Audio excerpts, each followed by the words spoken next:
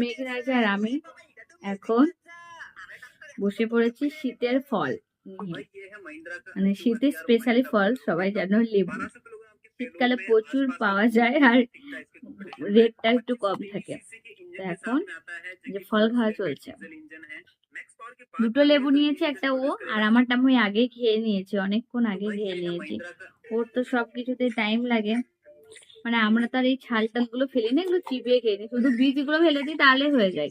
কিন্তু বিমানের টাইমে তো আমাকে ছালটা ছুলে আরে খাওয়াতে হচ্ছে। আগে তো পেস্ট করে খাওয়াতে হতো এই লেবুটাও, কিন্তু এখন কিছুদিন ছেড়েছে, এখন এইরকম ভাবে ছাড়িয়ে দিই তারপর খাওয়াই।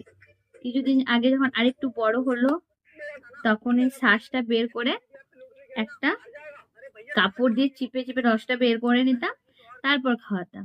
কিন্তু এখন